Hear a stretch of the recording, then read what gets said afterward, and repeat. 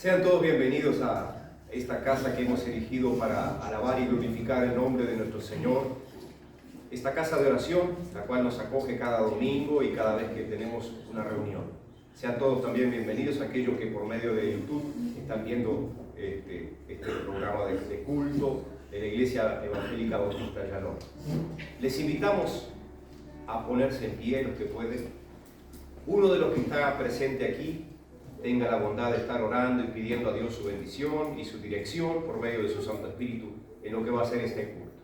Los saludos de nuestro pastor, que ha ido a la ciudad de Paysandú a predicar en una congregación allí, así que sea paz a todos los presentes.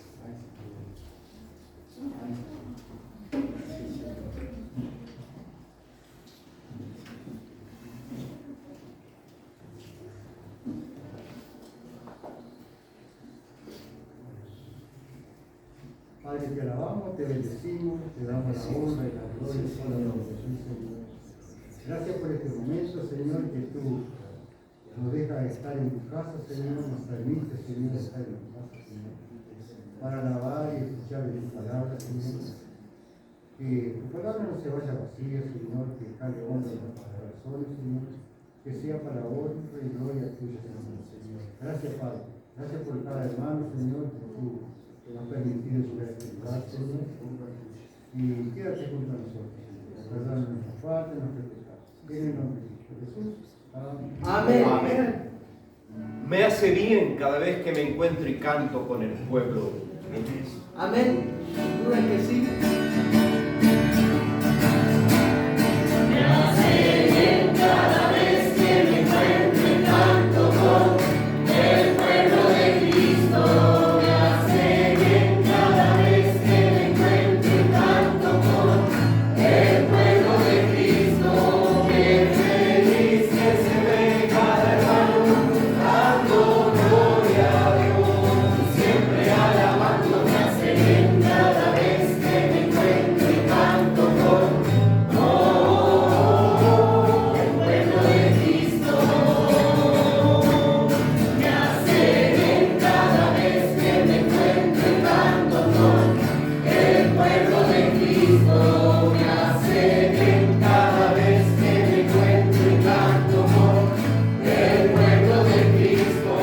Qué feliz que se ve cada hermano dando gloria a Dios y siempre alabando. Me hace bien cada vez que me encuentro y canto con el pueblo de Cristo. Amén. Antes de cantar esta canción, decirles a la congregación y ante algunas otras congregaciones que miran este culto, los hermanos Jorge y Julia de la ciudad de Salto, de donde está el pastor Juan Trindade, predicando, Juan José Trindade, allí teniendo la dirección de cada culto por medio de cada uno de los que le conocemos, sabemos y ha solicitado nuestra oración. Es un pedido de oración por el pastor Juan José Trindade. Y los hermanos nos han compartido esto, así que ténganlo en cuenta, porque también es parte del cuerpo de Cristo. Y bueno, cuando alguien lo solicita y por medio de estos hermanos que están de visita en este día aquí en este culto, nos han hecho llegar esta inquietud y por supuesto, decir que vamos a tomar un tiempo, el que puede y quiera y desea hacerlo en su casa, donde esté y se acuerde, ore por este siervo de Dios, porque tiene una familia, tiene sus hijos y el mal que le aqueja es Parkinson. Es un hombre joven, 59 años, así que no solo nos gozamos, sino también nos condolemos con aquellos que sufren y padecen. También recuerden en oración a la hermana Benis, a mi esposa y muchos tantos de aquellos que por medio del grupo de oración estamos pidiendo que se esté orando y llegan por el papá de Julia también. Bueno, todas esas situaciones siempre le enviamos mensajes a Gualberto Gallero, que es un hermano de la congregación, y tenemos un grupo donde quiera que estemos, recordamos a aquellos que están padeciendo. Entonces, tomamos un tiempo para orar a Dios por ellos. Amén. Y a veces vemos la mano del Señor orar rápido, a veces demora un poco más, y a veces Dios nos dice, bástate mi gracia, porque mi poder se perfecciona en tu debilidad. Así funciona el trabajo de la obra de Dios en cada corazón, en cada vida. Pero no nos cansamos pues de orar, porque es bíblico, orar sin cesar. Seguimos cantando y alabando a nuestro Señor. Amén. Al que me ciñe de poder. Al que me ciñe de poder, a que mi victoria dé, solo a él alabaré, solo a él exaltaré. Al que me ciñe de poder, a que mi victoria dé.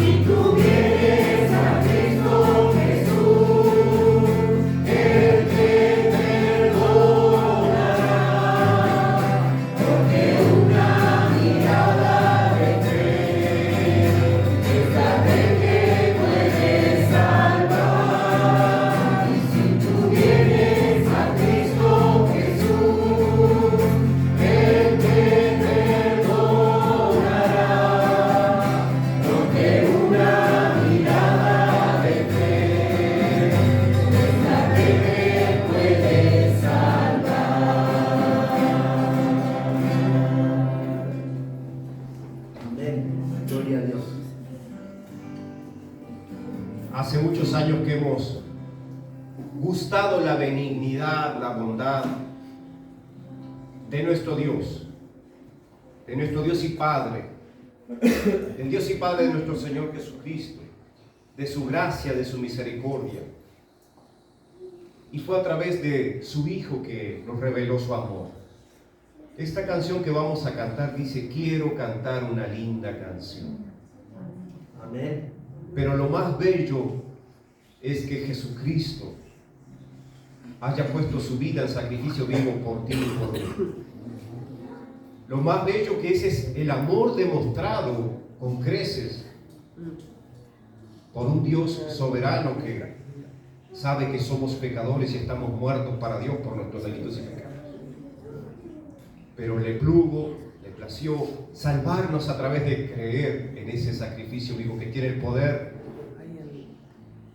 de limpiarnos de todo pecado por medio de su sangre, si le creemos, si le recibimos como Señor y Salvador a Jesucristo, a quien envió este mundo. Porque Él no vino a buscar los que ya se dicen ser salvos.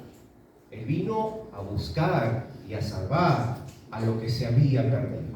Y ahí estábamos tú y yo, en esa lista de hombres y mujeres destituidos de la gloria de Dios. Y eso es lo maravilloso, que hoy le hemos reconocido y Él ha puesto sobre sus espaldas todas nuestras maldades, nuestras injusticias, nuestras impiedades.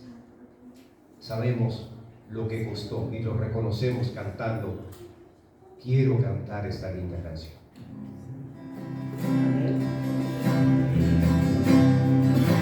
Quiero cantar una linda canción de un hombre que me transformó. Quiero quiero cantar una linda canción de aquel que mi vida cambió. Y es mi amigo Jesús, es mi amigo Jesús. Él es Dios, Él es Rey, es amor y verdad. Solo en Él encontré esa paz que busqué. Solo en Él encontré la felicidad.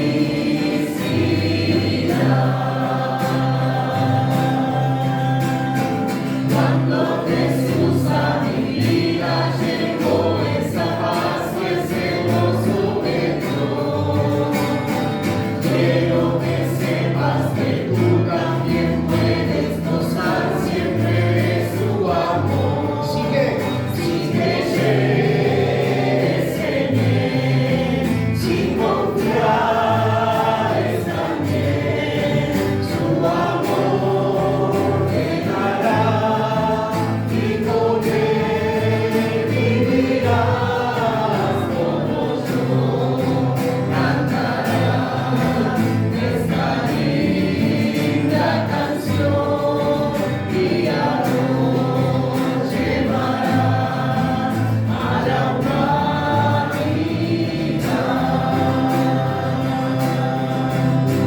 Solo el poder de Dios puede cambiar tu ser. La prueba yo te doy, Él me ha cambiado a mí. No ves que soy feliz sirviendo al Señor. Nueva criatura soy, nueva soy. El poder de Dios puede cambiar tu ser. La prueba yo te doy, Él me ha cambiado a mí. No ves que soy feliz sirviendo al Señor. Nueva criatura soy, nueva soy. ¿Ya eres una nueva criatura? ¿Ya has experimentado el poder de Dios, el poder transformador? Es precioso, es maravilloso. La siguiente canción dice: Dios es nuestro amparo y nuestra fortaleza. Es un salmo. ¿Es así?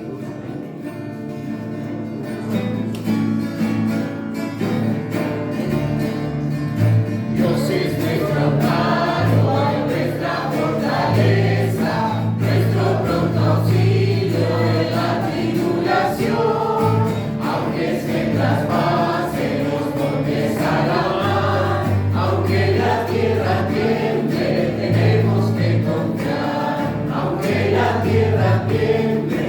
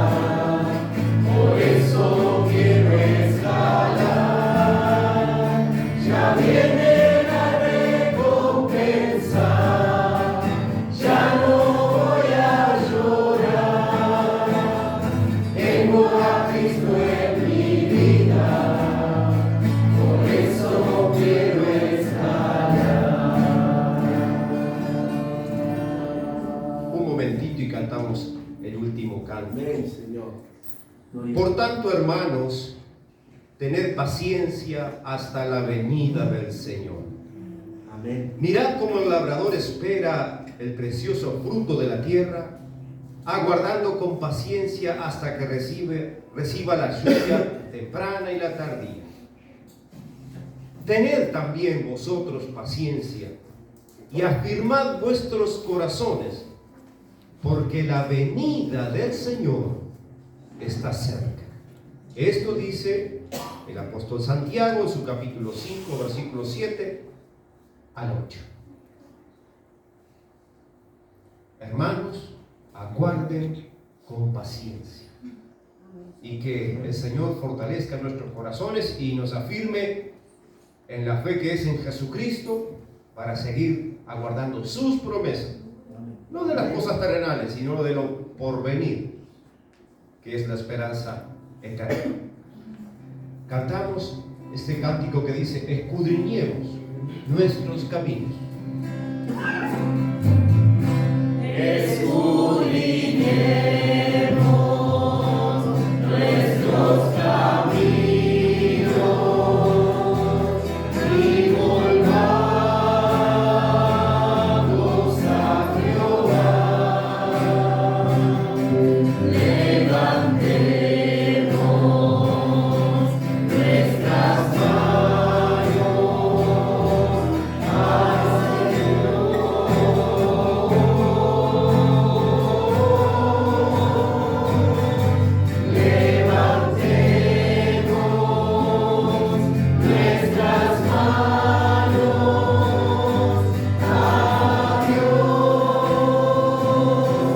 en los cielos y volvamos a Jehová nuestro Dios.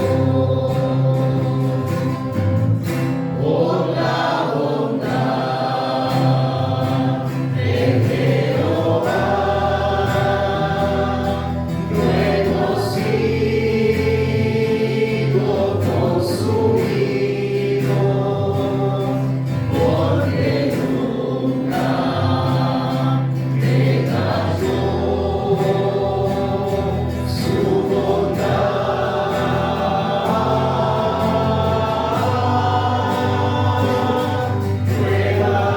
Nueva es cada mañana, nueva es cada mañana, y muy grande su fidelidad.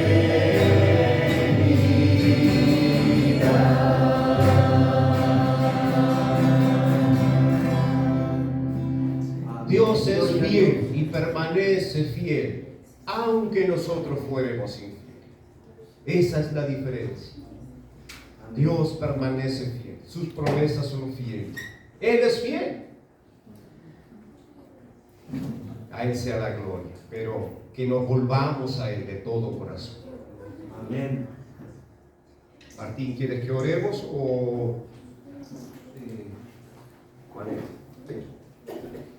Bien, entonces oramos y preparamos nuestros corazones para recibir la palabra del Señor.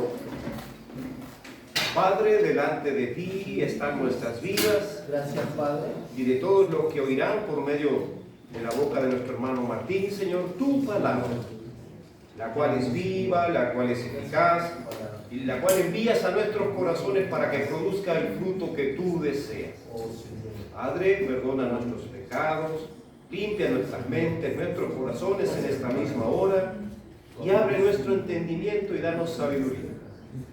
Y a Martín, Señor, que le concedas el hablar con de nuevo, úngele, Señor, para que pueda hablar conforme a lo que en ella está escrito. Sí, Señor. Señor, gracias por tu palabra, en el nombre de Jesús. Amén. Amén.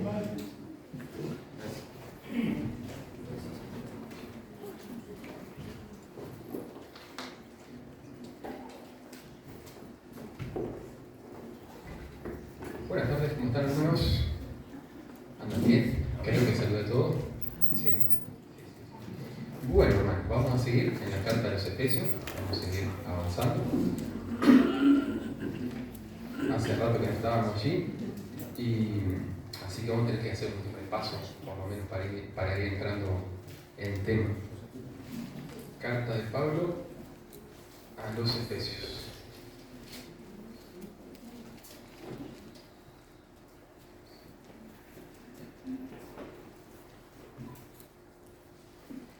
Voy a poner el reloj.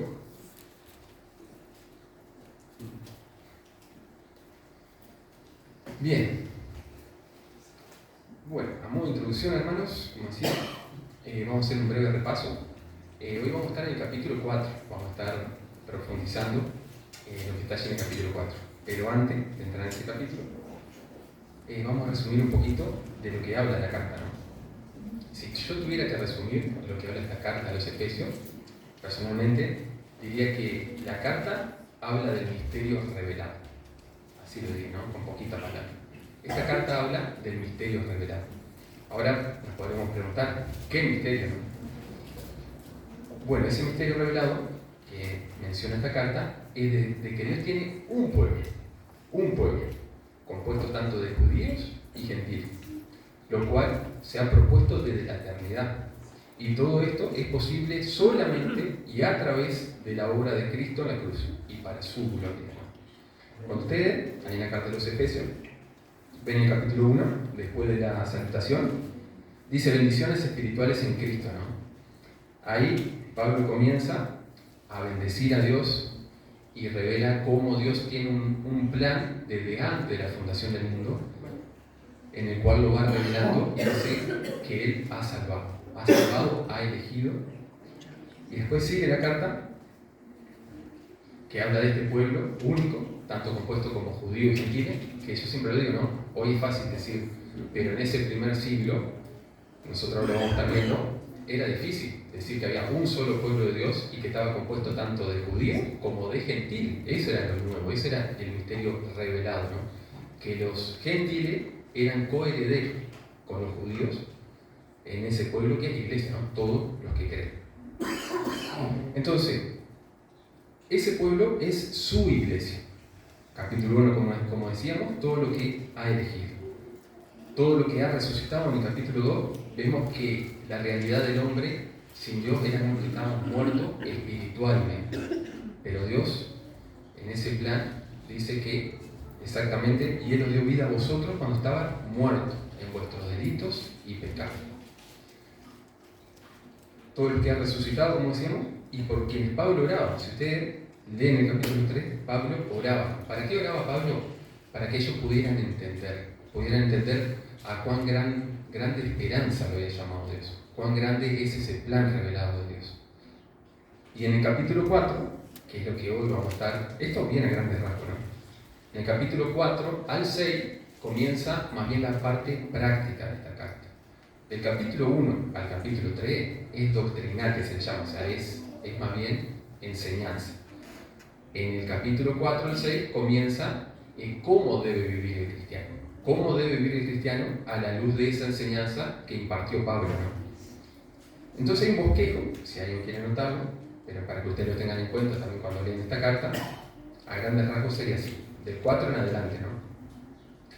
El capítulo 4, del verso 2 al 16, habla del andar del cristiano, de esa vida práctica del cristiano en medio de la iglesia, que es lo que hoy vamos a estar profundizando, el andar del cristiano en la iglesia. Del capítulo 4, verso 17 al capítulo 5, verso 20, sería el andar del cristiano en el mundo, ¿no? Cómo debe conducirse el cristiano para afuera, vamos a decir, en el mundo. Del capítulo 5, verso 21, al capítulo 6, verso 9, sería el andar del cristiano en el seno familiar, ¿no? Ahí le va a hablar a los esposos, a la esposa, a los hijos, a los padres. Entonces, y ya después, en el capítulo 6, del verso 10 al 20, dice lucha espiritual que conlleva ese andar. Creo que todos hemos sentido hablar de la armadura de Dios, es ese pasaje. Pero está en este contexto. ¿En qué contexto? En el andar del cristiano. Entonces, lucha espiritual que conlleva ese andar. Y lo último, como es habitual en las cartas de Pablo, las salutaciones, o sea, los saludos de despedida. Ese vendría a ser el bosquejo. Y ahora, déjenme hacerle una pregunta a ustedes, ¿no? No tengan miedo en contestar. Entonces, como decíamos, sabemos que vamos a hablar del andar del cristiano en la iglesia, es lo que nos toca hoy, ¿no? La pregunta es la siguiente. A ver si ustedes me entienden la pregunta y contesten. De a uno, por favor, con orden. Entonces, sabemos que vamos a hablar del andar del cristiano en la iglesia. Es lo que trata esta sección, ¿no? La pregunta es, ¿qué tema les parece a ustedes importante en el andar de los cristianos en la iglesia? ¿O qué temas les parece importantes a tratar en la iglesia? ¿Cuáles les parece lo más importante? ¿Qué temas ustedes le aconsejarían a Pablo tratar? ¿Qué temas tenemos que cuidar como iglesia? ¿Entienden las preguntas? Sí. ¿Sí? ¿Qué les parece? Si alguien quiere decir algo. Sí. ¿Cómo vivir en santidad de acuerdo a la palabra de Dios? Bien. El hermano dice cómo vivir en santidad de acuerdo a la palabra de Dios. ¿Algún otro tema que a ustedes les parezca importante que diga este tema tiene que tocar? Sí. Estar en una misma unidad espiritual. Bien. ¿Cómo es su nombre, hermana? Julia. Ajá, de Salto, que nos visitaba, como decía Sebastián. Bien, ¿algún otro tema? Bueno, seguimos. Dios es uno. Dios es uno. Bien, Fabio. Bueno, es por ahí. Este pasaje, a grandes rasgos, o sea, este capítulo 4 que va a hablar del andar del cristiano en la iglesia, toca dos temas principalmente. Dos temas. Unidad y crecimiento. Unidad y crecimiento. Son dos temas que Pablo considera importantísimos. En la iglesia lo importante es la unidad y el crecimiento. ¿Sí? Eso tenemos que ir grabándolo. Vamos a ir leyendo el pasaje que nos toca hoy. Miren, creo que vamos a dar solamente verso 1 al 3, pero vamos a leer todo el pasaje, que el pasaje sería de 4 del 1 al 16.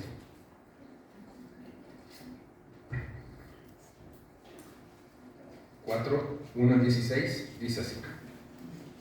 Yo pues, dice Pablo, preso en el Señor, os ruego que andéis como es digno de la vocación con que fuisteis llamados, con toda humildad y mansedumbre, soportándoos con paciencia los unos a los otros en amor, solícitos en guardar la unidad del Espíritu en el vínculo de la paz, un cuerpo y un espíritu, como fuisteis también llamados en una misma esperanza de vuestra vocación, un Señor, una fe, un bautismo, un Dios y Padre de todos, el cual es sobre todos y por todos y en todos.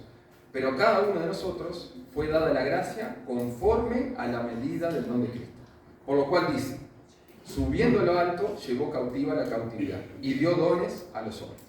Y eso de que subió, ¿qué es? Sino que también había descendido primero a las partes más bajas de la tierra. El que descendió es el mismo que también subió por encima de todos los cielos para llenarlo todo.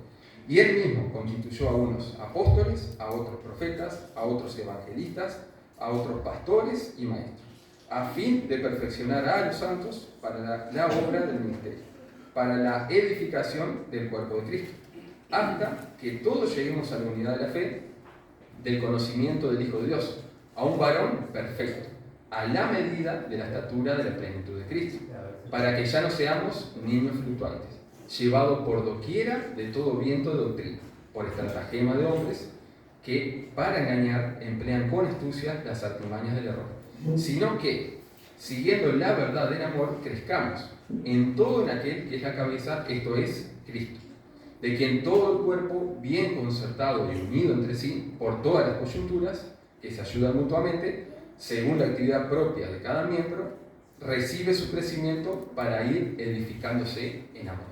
Si tuviéramos que resumirlo todo este pasaje, habla cómo debemos conducir una iglesia y habla de unidad y crecimiento. Hoy vamos a estar tocando el tema de la unidad, que es lo primero que menciona Pablo allí.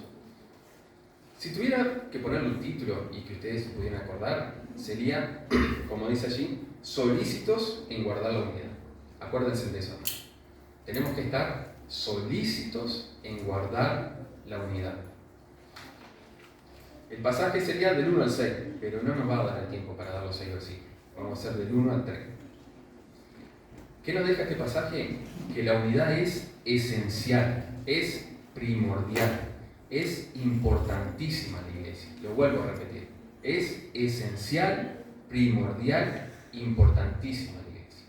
Pero ahora, si vamos a hablar de unidad, tenemos que saber qué es la unidad, ¿no? Estamos diciendo de la unidad, ahora es qué es la unidad.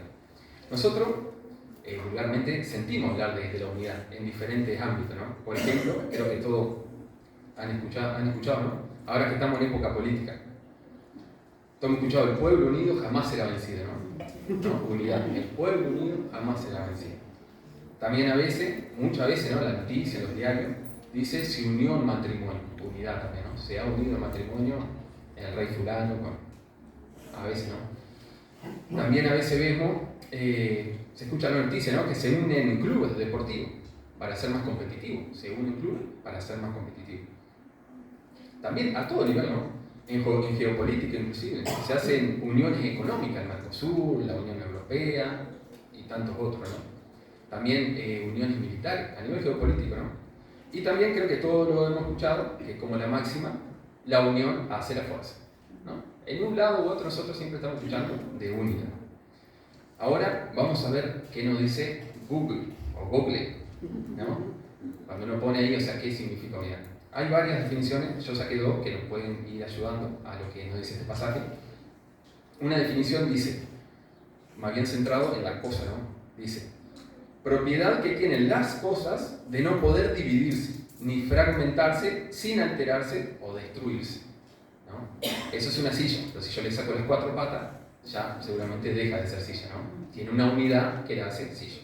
Pero la otra definición, que va más por el lado que hoy vamos a tratar, dice: unión, acuerdo o coincidencia de varias personas o grupo en torno a una opinión, propósito, interés, etc. Nosotros podríamos decir esperanza, fe, vida eterna, o sea, algo que nos une. ¿Qué es lo que vamos a desarrollar? Entonces, yendo ya, introduciéndonos en la Biblia, ¿no? Si nosotros podemos ver algunos ejemplos de unidad en la Escritura. Hay muchos, yo solo voy a mencionar un par. Si quieren, acompáñenme a Hechos 4, 32 al 35.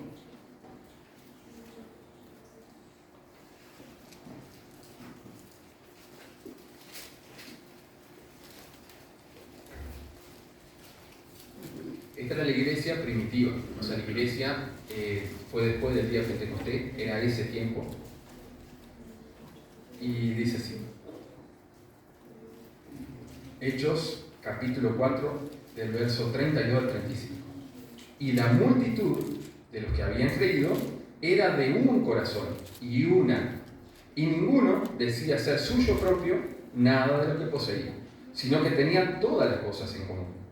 Y con gran poder los apóstoles daban testimonio de la resurrección del Señor Jesús, y abundante gracia era sobre todos ellos. Así que no había entre ellos ningún necesitado, porque todos los que poseían heredades o casas las vendían y traían el precio de lo vendido, y lo ponían a los pies de los apóstoles, y se repartía a cada uno según su necesidad. Entonces quedémonos con el primer versículo, verso 32. Y la multitud de los que habían creído era de un corazón y un alma.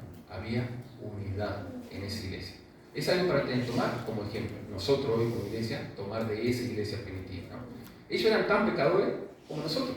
O sea, somos todos con un denominador común, que somos descendientes de Adán, descendientes de la raza caída. Todo el pecado está en nuestro corazón, tanto ellos como nosotros. Pero es un lindo ejemplo a tomar de esa iglesia primitiva. Que vuelvo a repetir, dice: la multitud de los que habían creído era de un corazón y una, ¿sí?, unidad. En el Antiguo Testamento hay muchos otros ejemplos, ¿no? Se menciona muchas veces: se juntó el pueblo como un solo hombre. A veces también para mal se juntaban, era una unidad para mal. Pero, como decimos, la unidad. Este pasaje nos va a hablar de la unidad. Y si es lo primero que está tocando Pablo, por algo es. O sea, es de suma importancia. Imagínense que Pablo hubiera podido poner en otro orden el andar del cristiano. Tal vez primero en el seno familiar, ¿no? Tal vez primero con el mundo. Pero él creo que tiene todo que ver, ¿no?, cómo él viene hablando de lo especial que es la iglesia. Porque la iglesia siempre estuvo en el plan de Dios. O sea, la iglesia no es un plan B, como algunos dicen, que falló la profecía con el pueblo de Israel y la iglesia es un plan B o un paréntesis. Eso no es así. Cuando uno lee el capítulo 1 de Efesios, está claramente establecido que era el propósito eterno de Dios, desde antes de la fundación del mundo. la iglesia es muy especial, se llama la novia inclusive de Cristo, ¿no? Tiene un lugar muy especial, es muy protagonista en lo que es la historia de la humanidad y en lo que es el plan de Dios. Entonces, Pablo viene hablando de esta iglesia, cómo ese plan se va llevando a cabo, y en este capítulo 4, lo primero que habla, dice, bueno, hermano, vamos a hablar cómo tenemos que conducirnos a la iglesia, de una manera práctica. Ya entendieron, ya aprendieron lo que es la iglesia de una manera teórica, ahora vamos a practicar. Y es lo que también le estoy diciendo a usted y me estoy diciendo a mí, ¿no? Ahora tenemos que practicar lo que vamos aprendiendo. ¿Y qué es lo primero? La unidad. Tenemos que estar unidos. Eso es fundamental. Y Pablo, a modo de introducción para este tema, está el versículo 1, ahí en Efesios 4, ¿no? Y el versículo 1 dice, yo pues, preso en el Señor, os ruego que andéis como es digno de la vocación con que fuisteis llamados. Antes de entrar de lleno en la unidad, ¿no? Yo pues, preso en el Señor, os ruego que andéis como es digno de la vocación con que fuisteis llamados. Yo lo que veo aquí, hermano, soy sincero, es lo grande que es el Señor y su propósito. ¿En qué lo veo? O sea, ¿y qué tanto parece eso? En que Pablo, es interesante, pero Pablo no estimaba su vida, sino que la ponía en servidumbre, dice, con tal de alcanzar aquello para lo que Dios lo había llamado. Eso está en Hechos 20:24. O sea, ese era el sentir de Pablo. Pablo de una manera había sido alcanzado por el Señor y él había entregado toda su vida al Señor. Tanto es así, como dice ahí, ¿no? Él estaba preso. Yo pues preso en el Señor, o por el Señor puede ser también. Entonces Pablo no estimaba su vida, sino que la ponía en servidumbre con tal de alcanzar aquello para lo que Dios lo había llamado. Ese llamado, ¿saben cuál era? Era anunciar el Evangelio y revelar el misterio, que es lo que habla esta carta, a los gentiles, que eran coherederos del reino de Dios, y esta concretamente era la causa por la que estaba preso. Si ustedes leen el capítulo 21 del libro de Hechos, ahí a Pablo lo apresan. Lo apresan inclusive los de su propia nacionalidad y le meten cizaña. Le acusan de que había metido a un griego al templo. Y lo agarran y lo estaban a punto de matar. Si ustedes leen el capítulo 21 de Hechos, lo estaban a punto de matar y por providencia divina vienen las autoridades romanas, dicen que es este revuelo, lo sacan entre medio de todo ya, ¿no? Que estaban matando, lo sacan, lo arrebatan a Pablo y se lo llevan. Se lo llevan en anda, dicen, ¿no? O sea, lo llevan bruscamente, se lo llevan. Y ahí es que comienza todo ese proceso penal, vamos a decir, de Pablo, que era acusado. Y bueno, y él termina, para hacerla corta, termina en Roma, preso. Y ahí escribe esta carta. Entonces, él cuando dice preso, era preso por predicar el Evangelio y por dar a conocer este misterio. Que ustedes, si quieren solo para confirmarlo, miren el capítulo 3 de Efesios.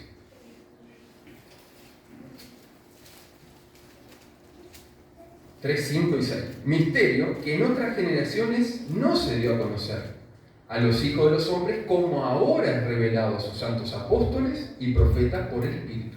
¿Qué misterio? Que los gentiles son coherederos y miembros del mismo cuerpo y copartícipes de la promesa en Cristo Jesús por medio del Evangelio. Entonces, por eso Pablo estaba preso. Ese era el motivo de estar preso. Y le está escribiendo a esta misma persona de Éfeso, por quien él estaba preso, se podría decir. O sea, por esa causa, ¿no? Entonces, ahí toma otra magnitud las palabras que le están diciendo Pablo a los efesios, ¿no? Entonces, tiene gran peso este pedir a los efesios, mostrando con su propia vida lo valioso del Evangelio y la esperanza que conlleva el Evangelio. Porque, ¿saben? Una gran verdad que hay en la Escritura es que el Evangelio trasciende esta vida. El Evangelio es un mensaje para esta vida, pero sobre todo es un mensaje que trasciende esta vida. Esa es la esperanza verdadera. Y esa es la esperanza que lo hace tan precioso y tan grande el Evangelio. Entonces, no era un juego, no era algo de un ratito, era la vida puesta al servicio del Señor. El pedido de Pablo es para que estemos a la altura del llamado, ¿no? Dice, yo estoy preso por causa de usted. Y ahora, ¿qué le está pidiendo Pablo? A ver, díganme ustedes, ¿qué le está pidiendo? Ahí en ese capítulo 4. Que andéis como es digno, y la vocación con que tú. Ahí está. Entonces Pablo de alguna manera está mostrando sus credenciales y ahora está diciendo, hermanos, lo que yo le estoy pidiendo, por favor, aquí es donde, como decía, ¿no? Entonces aquí es donde toma gran peso las siguientes palabras, lo que acaba de decir. Os ruego que andéis como es digno de la vocación con que fuiste llamado. Dicho con otras palabras, más entendible, les pido por favor que tengan una vida consecuente con lo que profesan, una vida a la altura del Evangelio. No se conformen con él. Vuelvo a repetir, les pido por favor que tengan una vida consecuente con lo que profesan, una vida a la altura del Evangelio. No se conformen con él. El Evangelio es valioso, es muy valioso. El Evangelio es digno, es digno. Miren lo que decía Pablo en 2 Corintios 4, 7 en adelante. Pablo decía, pero tenemos este tesoro, o sea, ese tesoro es el Evangelio, el mensaje de Dios. Pero tenemos este tesoro en vaso de barro. Nosotros somos de barro, lo dice la Escritura. Nosotros hoy estamos, mañana podemos no estar. Nosotros es finito, somos barro. ¿Por qué no? Del polvo y al polvo volveremos. Del polvo y al polvo volveremos. Entonces Pablo quiere lo precioso para él, pero tenemos este tesoro en vaso de barro. ¿Para qué? Para que la excelencia del poder sea de Dios y no de nosotros. Hermano, nosotros no somos nada. No somos nada. No como decía el filósofo, dice, no somos nada. No somos nada porque a la luz de la Escritura somos pecadores indignos. Hemos salido del polvo. Si hay algo bueno en nosotros es porque ha venido del Señor. Primeramente la vida, que nos ha hecho a imagen y semejanza de Él, y después a quien Él ha resucitado de esa muerte espiritual. Entonces, hermano, la primera petición, y a modo de introducción de Pablo, era que anden de una manera digna de la vocación con que fueron llamados, de ese llamamiento.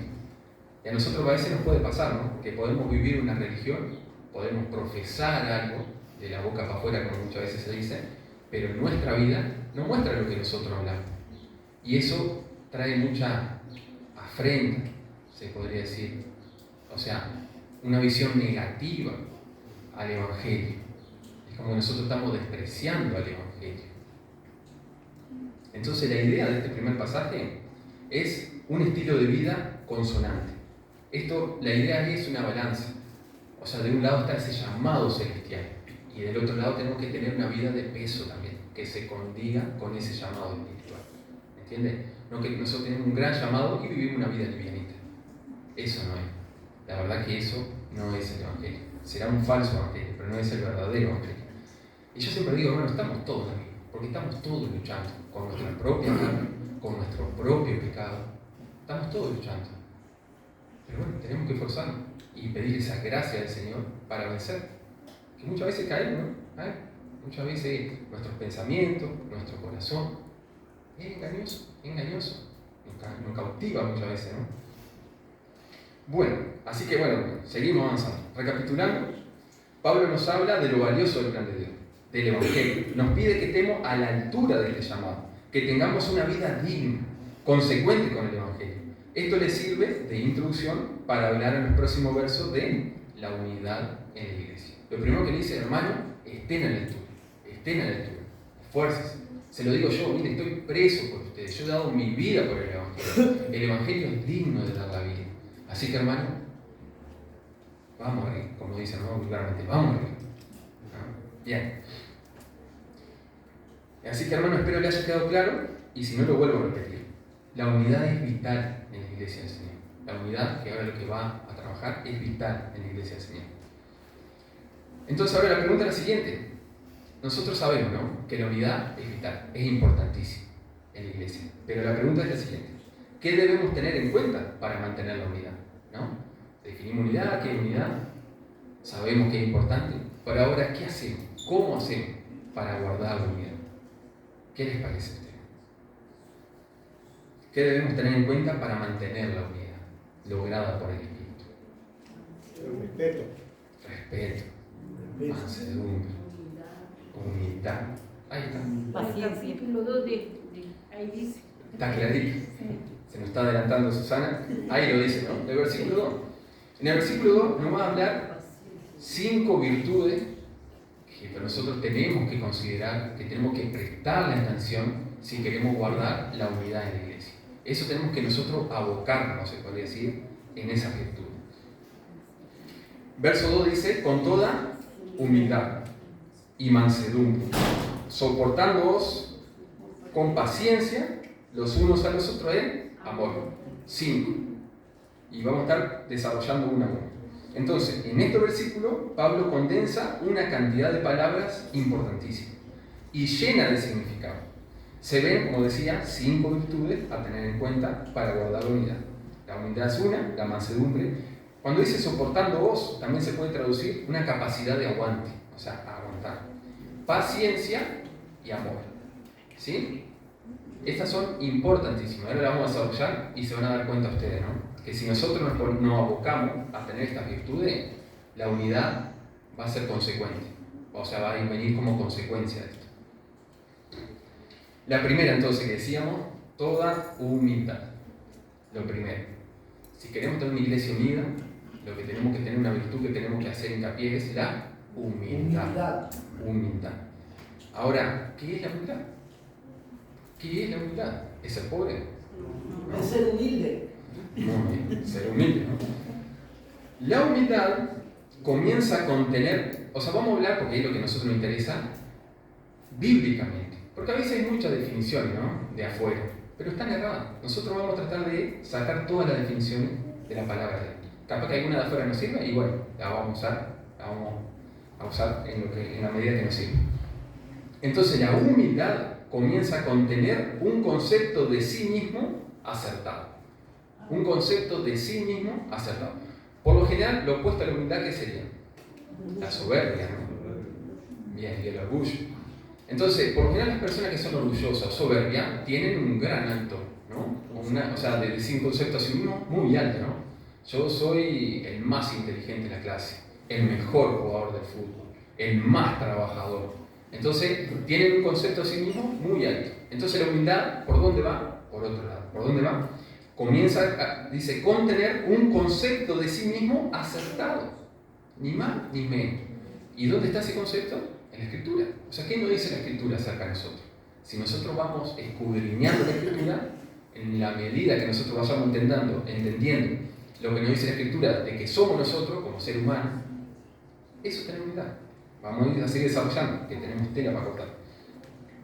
Bueno, lo estamos viendo los jueves un poco. O sea, cómo ve la Escritura al ser humano. ¿Qué dice la Escritura del ser humano? En los estudios. Las Escrituras lo dicen de la siguiente manera. Por ejemplo, Romanos 12:3 lo dice, o sea, ahí es donde se acaba este concepto yo, ¿no? Miren lo que dice Romanos 12:3. Digo pues, por la gracia que me es dada, dice Pablo, que cada cual que está entre vosotros, que no tenga más alto concepto de sí que el que debe tener, sino que piense de sí con cordura. Exactamente lo que yo dije, con otras palabras, está diciendo el apóstol Pablo en la carta a los Romanos. Conforme a la medida de fe que Dios repartió a cada uno. Un hombre humilde es quien reconoce su condición delante de Dios, su dependencia de Dios. Reconoce que sin Dios nada es y nada puede ser. Reconoce que espiritualmente está vacío. También algunos le dicen que está en bancarrota espiritual. O sea, nosotros sin Dios, nada de eso. O sea, que ser humilde es reconocer nuestra necesidad de Dios. Es reconocer que somos pecadores, indignos. Nosotros necesitamos a Dios. Ser humilde es comenzar por ahí. Miren lo que voy a decir ahora. Si me escucha un psicólogo, creo que se saca el pelo, que se dice, ¿no? Porque esto va contra... ¿Qué pasa? Nosotros, como recién yo le decía, nosotros siempre tratamos de tener una idea o los conceptos bíblicos, no los conceptos que están en el mundo, no los conceptos humanistas, sino lo que dice la Biblia, lisa y llanamente. Entonces, miren otra definición, otro concepto de humildad. Baja estima de nosotros mismos, pero ¿basada en qué? Basada en nuestro propio conocimiento como pecadores que somos. ¿Entienden? Nosotros tenemos que saber que somos pecadores delante de un Dios que es santo, santo, santo. No nos creamos que nosotros somos la joya, ¿no? No, hermano. El Señor fue quien se rebajó para venir a buscar, no que nosotros alcanzamos esa magnitud. Fue al revés. O sea, la gloria de Él porque Él vino a buscar y a salvar lo que se había perdido. Entonces, otra definición de humildad, baja estima de nosotros mismos, basada en nuestro propio conocimiento como pecadores. Está íntimamente relacionado con la dependencia de Dios. Esto parte de una visión teocéntrica de la realidad, no egocéntrica, no humanista, que es lo que reina hoy. Hoy nos dice, sacá el campeón que hay en vos. Vos podés, siempre pudiste y siempre podrás. Ese creo que todos lo hemos visto en los estados, ¿no? Siempre pude, siempre puedo y siempre podré. Bueno, ¿no? O sea, eso, ¿de dónde está la fuerza ahí? En el hombre. Y la Biblia, cuando habla del hombre, ¿qué dice? Lo que decíamos hoy, es barro. Es barro. Y va camino al infierno. En todo ese camino ancho, en todas esas mentiras, en todas esas religiones, ¿dónde va? Al infierno. Hay camino que al hombre le parecen recto, pero su fin es camino de muerte, el camino ancho. Es muy ancho, están todos los caminos. Pero, dice, hay una senda angosta, difícil muchas veces de transitar, que conduce a la vida. Y dice, son pocos, lo dice claramente, son pocos los que van por allí. Entonces, hermano, recapitulando, la iglesia, la unidad, ¿qué es importante? La humildad. ¿Sí? La humildad es fundamental. No tener un concepto de sí mismo más de lo que tenemos que tener, lo que nos dice la Escritura. En Mateo, bueno, otro consejo, hermano, el consejo bíblico es, debemos vaciar, humillarnos, dice la palabra, delante de Dios y Él nos llenará. Primera Pedro 5, 6, 7 dice, humillaos, pues bajo la poderosa mano de Dios, para que Él os exalte cuando fuere tiempo, echando toda vuestra ansiedad sobre Él, porque Él tiene cuidado de vosotros.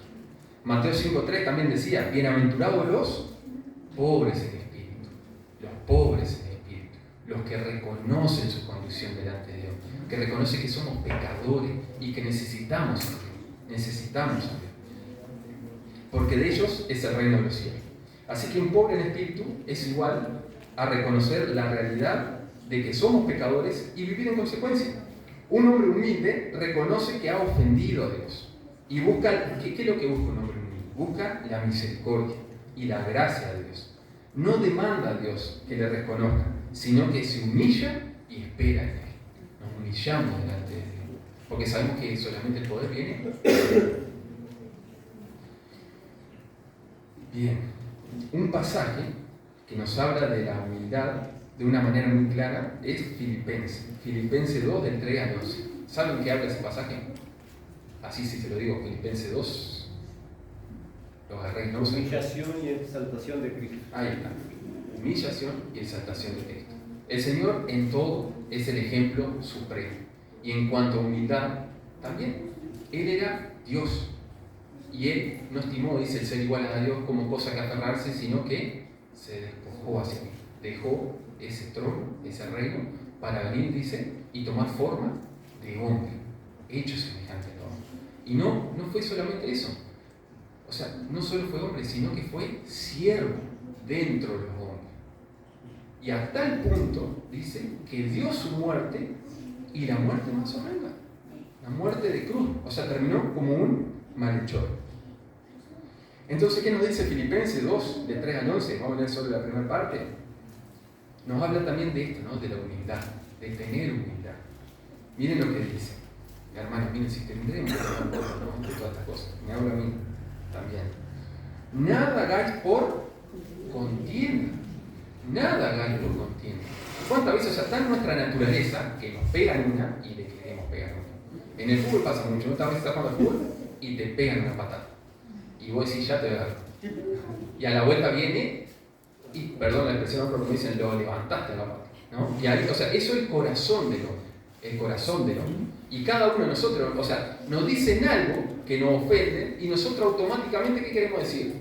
Algo que lo ofenda a él. ¿Es así o no es así? ¿O me pasa a mí, hermano? Me pasa a todos. Bien. Esa es la naturaleza del hombre. ¿Entienden? Entonces, ¿qué es lo que está diciendo acá? Para entrar más en profundidad en cuanto a la humildad, dice, nada hagáis por contienda, hermano, dejá la contienda. El Señor decía, si te pegan una mejilla, ponele la otra. Nada hagáis por contienda o por vanagloria. Vanagloria, una gloria que es vana, una gloria que es para vos. Eso está mal. A la luz de la palabra de Dios, eso está mal. Antes bien con humildad, estimando cada uno a los demás como superior al mismo, no mirando cada uno por lo suyo propio, sino cada cual también por lo de los otros. Ahí lo resume de una manera increíble, ¿no? Lo vuelvo a leer. Estamos hablando de humildad. ¿Qué es humildad? Importantísimo para la unidad de la iglesia. Si hay humildad en vos, hermano, esta iglesia va a estar bien.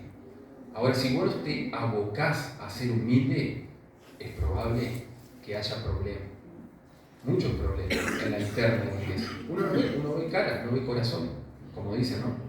Pero hermano, aboquémonos a la humildad. Nada hagáis por contienda, nada. No dice, bueno, si hay una cosita, si te pegan, ahí sí capaz que pegarle un toquecito. No. Nada hagáis por contienda o por vanagloria. Nada, hermanos, nada.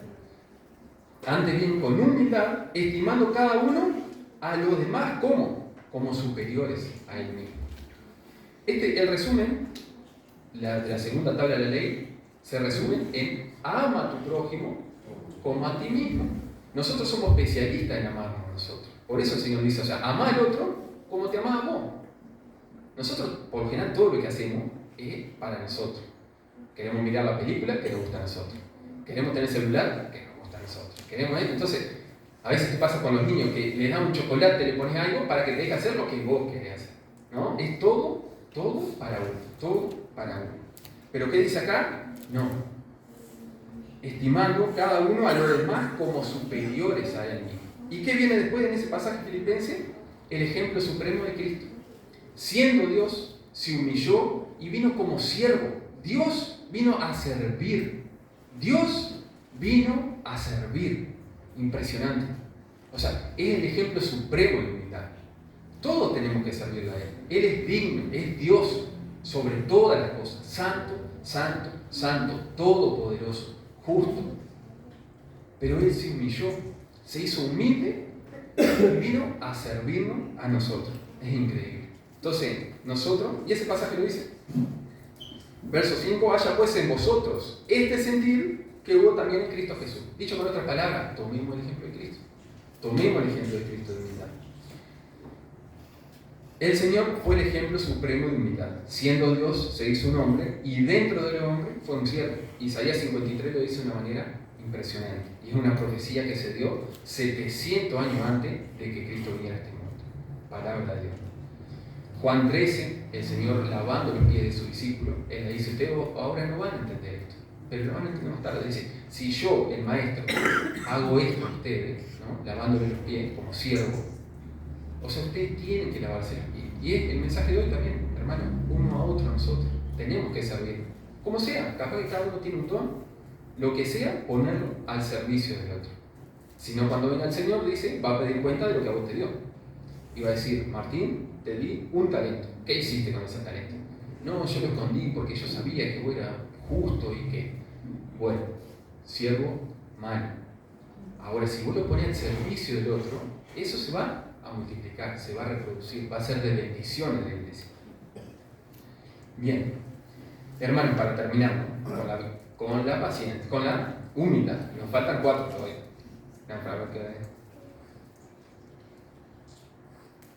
¿Cómo están? ¿Tan cansados, hermano? No. ¿Están bien? Bien. Pero pasa tiempo 37 minutos ya. Hoy es domingo. Hoy es el día del Señor. Amén. Hoy es el día del Hoy es el día del Señor. Señor. Bien, hermanos, para terminar con la virtud de humildad, déjenme decir lo siguiente. La humildad es esencial para mantener la unidad de la iglesia. Mientras que la soberbia, que vendría a ser lo opuesto a la humildad, es destructiva para la unidad de la iglesia. ¿Cuántas iglesias se destruyen porque los miembros les falta humildad? Quieren su minuto de fama, quieren ser el centro, quieren que se les reconozca. Yo, a modo personal, mientras estaba preparando esto, me acuerdo, yo en la iglesia anterior ayudaba en la parte de liderazgo, ¿no? Y me acuerdo que una vuelta un miembro pidió una reunión y después de una y otra cosa, al final lo que dijo, a mí no se me reconoce, ¿no? O sea, había hecho la reunión para que se le reconociera. Interesante, ¿no? Entonces sí, pero digo, no es el espíritu. Hermano, a ver, esto le puede pasar a cualquiera, somos humanos, todos queremos muchas veces reconocimiento. Queremos cómo hacer las cosas para que digan, oh, mirá, pero está mal, eso lo hace el mundo, Entonces, nos puede pasar a cualquiera, está en el corazón del hombre, está en el corazón de cada uno de nosotros. Tampoco nos damos, ¿no?, que nosotros somos los superados, ¿no? Pero hermano, díganme, ¿Para quién haces lo que haces? Para ti, para que te reconozcan. Entonces, ¿qué diferencia hay con el mundo? ¿No es buscar vanagloria eso, hacer algo para que te reconozcan a vos? Hermano, tenés que entender que cuando haces lo que tenés que hacer delante de Dios, ¿saben lo que dice la Escritura? Suena fuerte, pero es lo que dice la Escritura. Siervo inútil eres. Lo que tenías que hacer has hecho. El Señor nos dice eso. Cuando nosotros hacemos delante de Dios lo que tenemos que hacer, dice, siervo inútil eres. Lo que tenías que hacer, has hecho. No tenés ningún mérito. ¿Entienden? Eso a la vanagloria la fulmina, ¿no? Queda fulminada. Entonces, y Pablo mismo, un gran siervo del Señor, dice, yo soy esclavo de Cristo. Yo soy esclavo, soy siervo. Lo único que él pedía, yo quiero ser simplemente, ¿cómo era la palabra que usaba? Fiel. Yo quiero ser fiel. Fiel al Señor. Bueno, seguimos.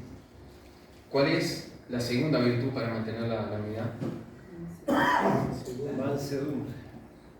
Mansedumbre. Mansedumbre tiene varias connotaciones. Bondad, cordialidad, suavidad, apacibilidad. La mansedumbre se trata de un comportamiento amigable con el prójimo. Y doblegado, esto es muy importante, y doblegado delante de Dios. No solo ser amigable, sino también que ser según la palabra de Dios. Porque amigable podemos ser todos, pero muchas veces nos pueden torcer, nos pueden llevar a hacer cosas que no están conformes con la palabra de Dios. Entonces, es tender el puente, es ser amigable, pero también según la palabra de Dios. La persona que es mansa no se enoja y rinde con otros, sino que corrige con mansedumbre. Eso está en 2 Timoteo 2:25. Su boca está libre de difamación. Su vida es pacífica y pacificadora, mostrando afecto, cordialidad y voluntad para con todos. Mansedumbre también se puede decir que es poder bajo control. Y doblegar, esto creo que es la esencia de mansedumbre, doblegar nuestra voluntad a la de Dios. No es lo que yo quiero, sino lo que Dios quiere de mí. No es lo que yo quiero, sino lo que Dios quiere de mí. Doblegar nuestra voluntad a la de Dios. Poner los intereses de Dios y de los demás por encima de nuestro. Vieron que están muy vinculados con lo que es humildad. O sea, son palabras que en algunas partes como que se pisan, por decirlo de una manera, ¿no? Poner los intereses de Dios y de los demás por encima de nuestro. No es lo que yo quiera, es lo que Dios quiere.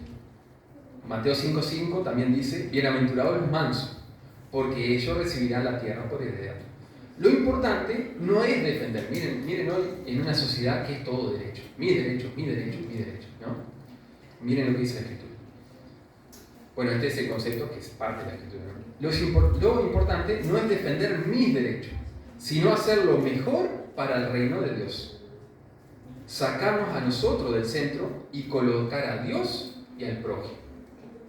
Esto va contra la naturaleza del hombre.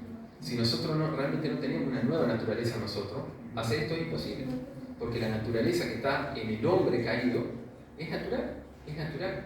Y siempre va a estar en el centro de esa naturaleza, está el hombre. No está ni Dios ni el prójimo. En 1 Corintios 6, 7 al 8, los corintios, si quieren acompáñenme, estaban viviendo lo opuesto a humildad y a mansedumbre. Había problemas en la iglesia. 1 Corintios 6, 7 y 8. Solo para ver un ejemplo negativo, se podría decir. Así como decía, 1 Corintios 6, 7 y 8. Los corintios están viviendo lo opuesto a la mansedumbre de la iglesia. Dice, Pablo le está hablando, ¿no? Así que, por cierto, es ya una falta en vosotros que tengáis que tener entre ellos pleito entre vosotros mismos. Entonces acá le está preguntando Pablo, o sea, ¿por qué no sufren ustedes más bien el agravio? ¿Hay problemas? ¿Por qué? Porque ninguno está dispuesto a sufrir por el otro. Todos quieren hacer hincapié en su derecho. Yo tengo derecho. Yo tengo derecho. Como mis dos niños chicos, ¿no? Cuando se pelean, están los dos. Yo. Entonces la mansedumbre es lo opuesto. Es dejar mi derecho. Es doblegarme delante de Dios. Y acá Pablo, en ese pasaje de Corintios, lo estaba exhortando, ¿no? Entonces le dice Pablo, así que, por cierto, es ya una falta en vosotros que tengáis pleito entre vosotros mismos. ¿Por qué no sufrís más bien el agravio? ¿Por qué no sufrís más bien el ser defraudado? Pero vosotros cometéis el agravio y defraudáis. Y esto a los hermanos. Así que en este caso de los Corintios, nosotros tenemos que hacer lo opuesto. Estar dispuesto a sufrir por el hermano. Eso es de un cristiano maduro, el que está dispuesto a sufrir por el otro. Es la verdad de la palabra de Dios, ¿no? También nos dice la Escritura en Romanos 15, 1 y 2, así que los que somos fuertes debemos soportar la flaqueza de los débiles y no agradarnos a nosotros mismos. Cada uno de nosotros agrade a su prójimo en lo que es bueno para edificación. ¿Sí? Bien, ya hay una definición, acá que daba un teólogo, Francisco de la Cueva, de lo que es mansedumbre, ¿no? Escuchen, esta definición está muy interesante. ¿Quiénes son los mansos? Estos son los que se someten resignada y alegremente a los designios de Dios, y los que muestran toda mansedumbre para con todos los hombres, los que pueden aguantar una provocación sin encenderse en ira, sino que permanecen en silencio o dan una respuesta suave, los que permanecen serenos mientras otros cometen grandes desafíos, cuando en admirable paciencia se mantienen, y este concepto es muy importante, se mantienen dueños de sí mismos, al mismo tiempo que son desposeídos de todo lo demás. Los que prefieren sufrir y perdonar 20 injurias antes que vengarse una. Eso es un hombre manso. Eso es lo que va a ser la unidad de la iglesia. Hermanos, tenemos que trabajar en estas cosas. Todos tenemos que trabajar, porque nuestro corazón quiere ir por otro camino. Nuestro corazón no quiere ser humilde, no quiere ser manso. Por eso Pablo, es lo primero que toca. Hermanos, si queremos unidad en la iglesia, tenemos que ser humildes, tenemos que ser mansos. Humildes y mansos. Yo personalmente, también a este concepto de mansedumbre, lo veo como las columnas de una construcción. La columna de una construcción es lo que aguantan todo, ¿no? Quien sabe un poco de construcción, si ustedes tiran las columnas, se le ve el techo abajo, no hay vuelta, ¿no? Entonces, las personas mansas, por lo general, son comparables a las columnas. Están ahí, están en silencio, pero son de alguna manera los que siempre están aguantando. Los que siempre están aguantando. Y muchas veces la familia pasa así. Hay muchas personas que son mansos, que son los que aguantan. Por lo general, los que no son dueños de sí mismos, los que pierden el control, por lo general, esa familia se destruye. Porque ya, perdonen la expresión, ¿no? Uno dice una cosa, otro le echa la boca y ahí no, va, y ya pierden el control y todo termina mal. Entonces, la mansedumbre para la unidad es fundamental. Humildad, mansedumbre. 47 minutos. Vamos con fuerza, queridos hermanos, vamos que estamos ahí. Nos faltan 3 nomás. No, pero los últimos son más cortos. Sí, bien. Cuando hablamos de mansedumbre, la Biblia da el calificativo de manso a 2 personas. ¿Saben cuáles son en la Biblia? Se habla de 2 personas que le dio, que son mansos, dicen eran mansos. ¿Job dijo no? No. Bueno, se los digo. Jesús y Moisés. Jesús y Moisés. Moisés, en número 12:3 dice, y aquel varón Moisés era muy manso, dice, muy manso, más que todos los hombres que había sobre la tierra. Y hay que hacer una aclaración, que manso no es menso. ¿Sí? Manso no es menso. Porque a veces nosotros tenemos por manso a aquel que dice sí y dice sí, no y dice no. O sea, aquel que no habla, que entiende que es retraído, pero no. No tiene que ver el manso con alguien apocado. Son cosas diferentes. Y ahora lo vamos a ver en el ejemplo de Moisés. En el ejemplo de Moisés, vemos que manso no quiere decir alguien que tiene falta de firmeza o convicciones, falta de firmeza o falta de convicciones, sino todo lo contrario. Por ejemplo, acompáñenme a Éxodo 5.1. Éxodo 5.1. Éxodo 5.1.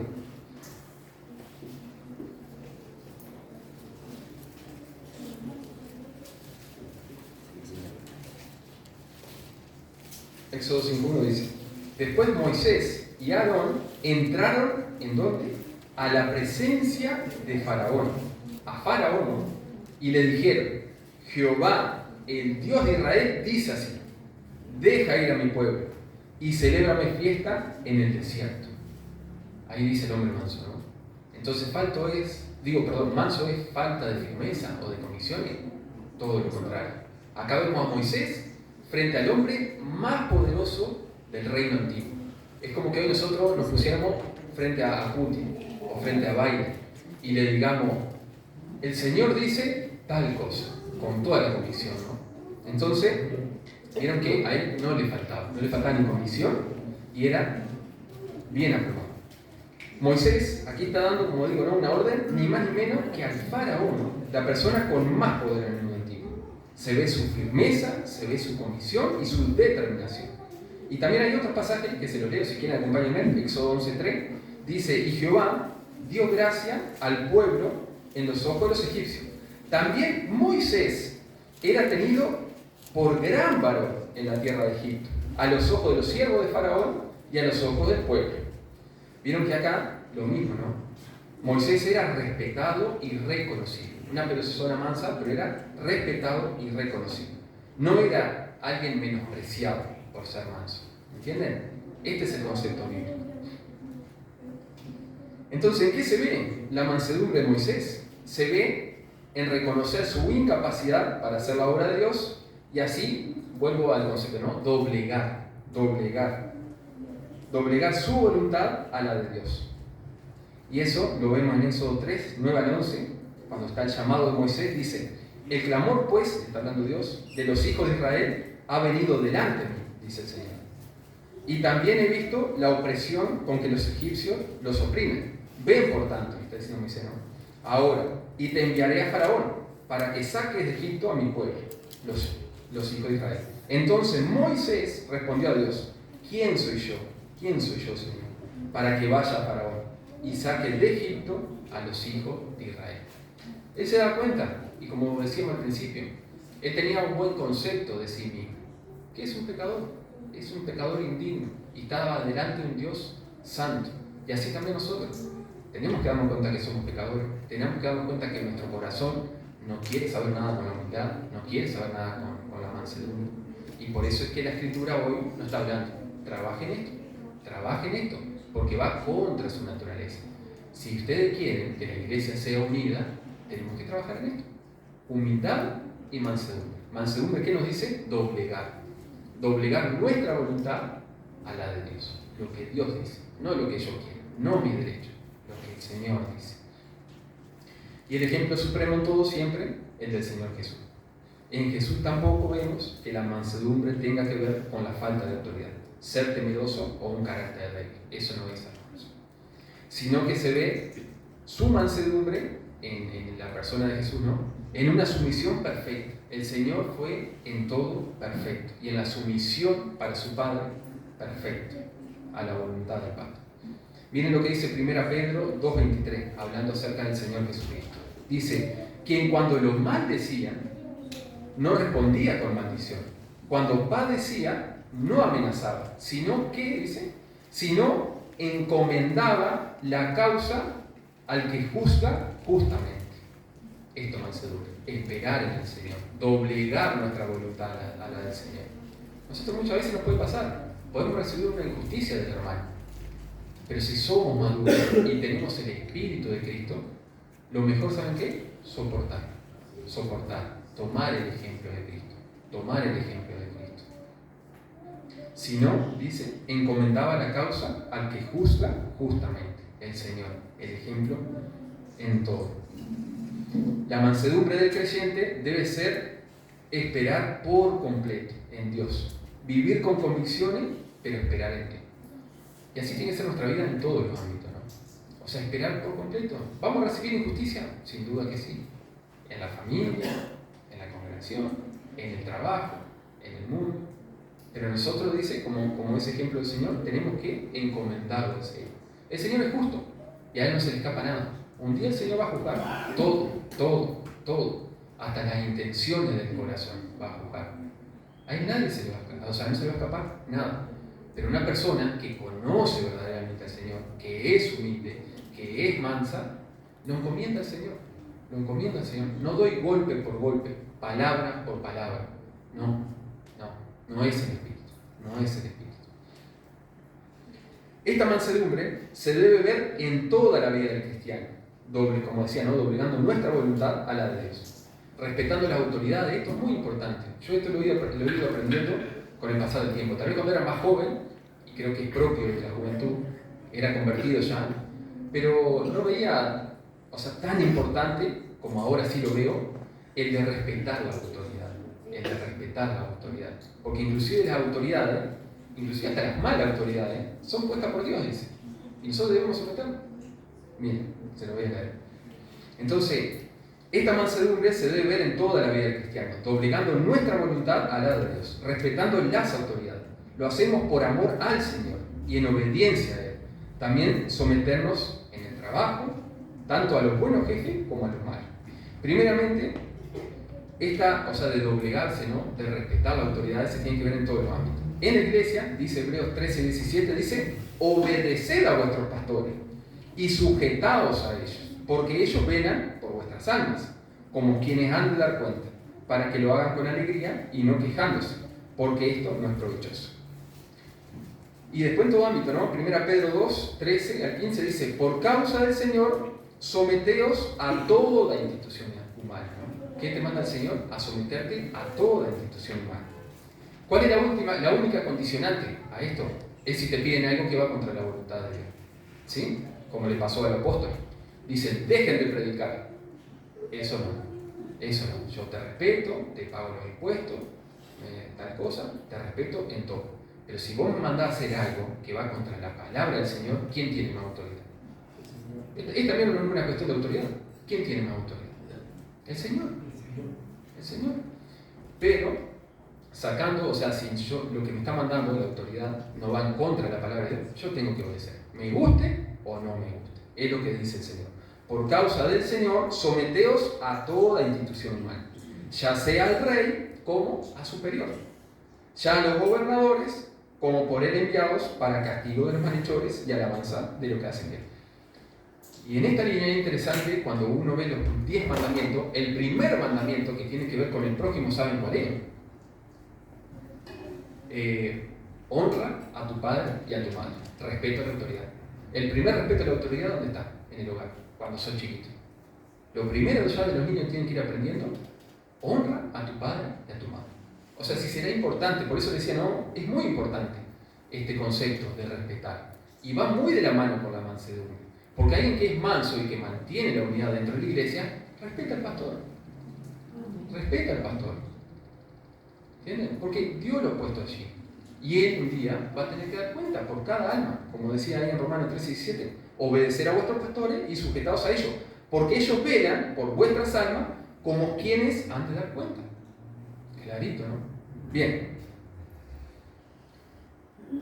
Bueno, hermano, ya estamos en una hora, ¿no? Ya estamos en una hora. Voy a mencionar lo otro. Más bien abuelo de pájaro. Entonces, la unidad. Muy importante para la iglesia. Todos tenemos que estar abocados a eso. La primera virtud que tenemos que tener en cuenta, ¿cuál era?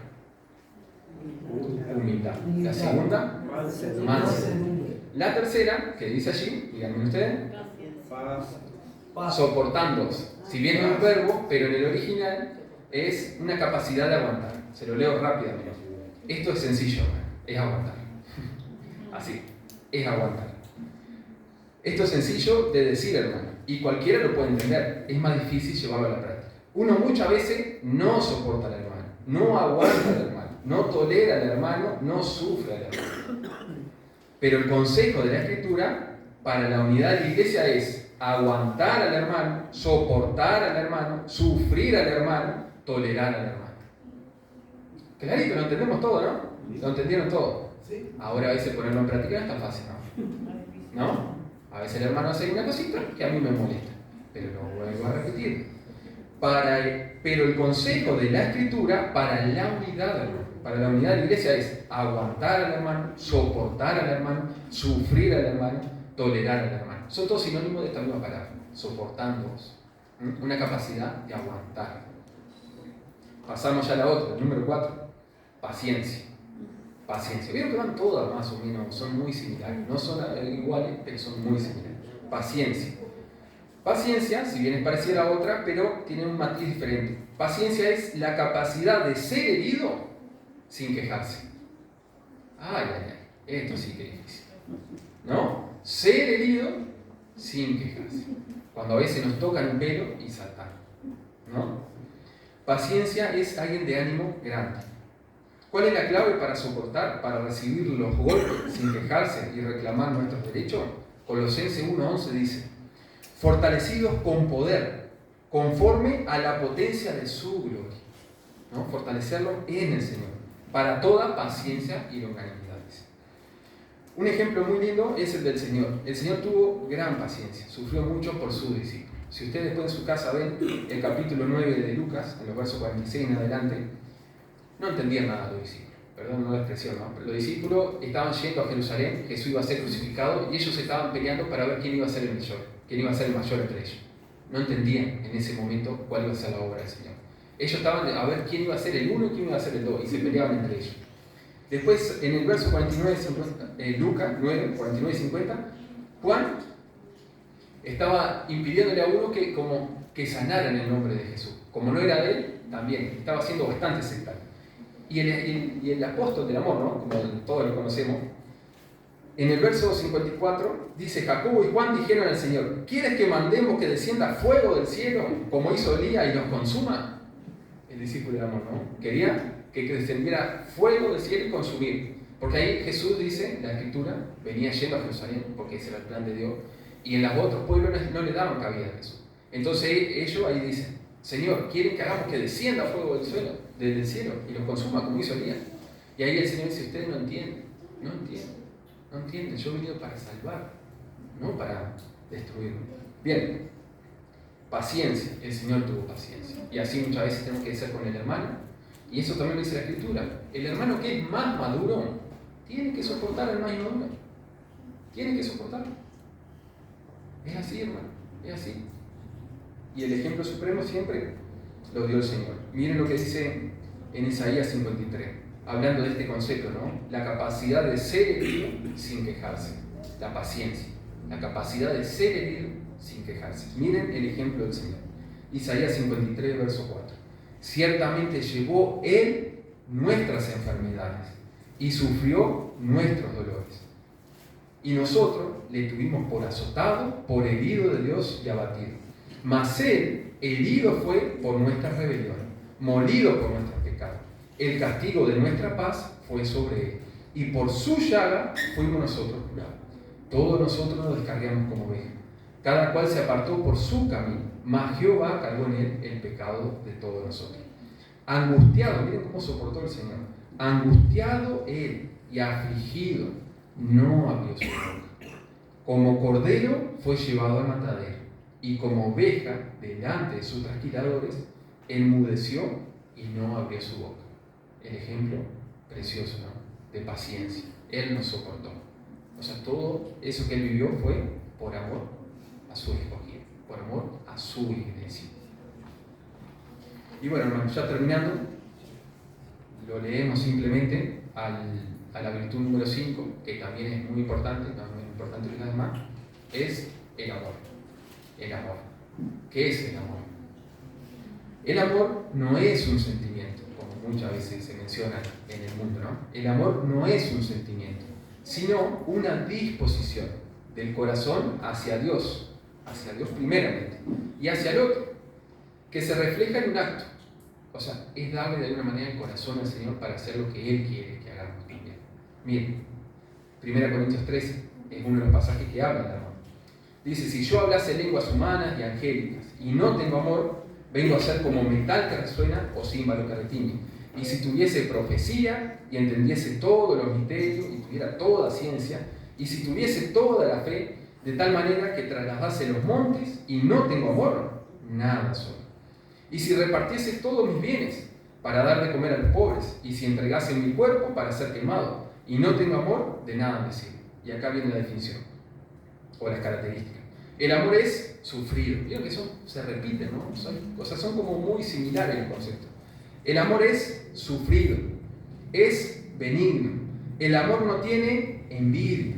El amor no es jactancioso, o sea, no es arrogante. No se envanece, no se termina. No hace nada indebido, no busca lo suyo, no se irrita, no guarda rencor, no se goza de la injusticia, mas se goza de la verdad. Todo lo sufre, todo lo cree, todo lo espera, todo lo soporta. Impresionante. Bueno, hermanos, terminamos. Después lo seguimos, hay más tela para cortar, ¿no? Pero espero que vaya quedando claro lo que nos toca a cada uno de nosotros. Esto es tarea de cada uno de nosotros. Porque ¿quiénes son quien componen la iglesia del Señor aquí en Shu? Cada uno de nosotros. Entonces la unidad, ¿cómo se va a guardar? Esa unidad que ya la consiguió el Señor. O sea, haciendo hincapié, trabajando cada uno de nosotros en su vida, estas, como es que había mencionado, ¿cómo se llaman esto que hablamos? Estas cualidades. Virtudes. Tenemos que cultivar esta virtud. ¿Sí? Vamos a ver. Señor, te damos gracias, simplemente reconociendo nuestros pecados delante tuyo. Señor, ayúdanos a ser humildes como pedíamos, Señor. A reconocer que somos pecadores, Señor, no somos diferentes a los de afuera. Señor, si somos diferentes es porque tú has hecho morar tu espíritu, nos muestras tu verdad, Señor, día a día. Y Padre, te pedimos el poder también y la ayuda para seguir cambiando, Señor. Padre, guarda tu iglesia aquí en Shu, Señor. Guarda la unidad, Señor. Ayúdanos, Señor, a no ser instrumento del maligno, Señor, en la división, sino todo lo contrario, Señor. Que esta palabra, Señor, penetre en nosotros, Señor. Esta humildad, esta mansedumbre, Señor, este soportarnos uno al otro, Señor, esta paciencia, este amor, Señor. Ayúdanos, Señor, a tenerlo presente en nuestro corazón para volcarlo al hermano, Señor, pero primeramente a ti, Señor, porque tu palabra lo dice, Señor. Por favor, Señor, ayúdanos, Señor, en esto. Somos débiles, lo reconocemos y necesitamos, Señor, de ti. Padre, te lo pedimos en el nombre de Cristo Jesús. Amén. Amén.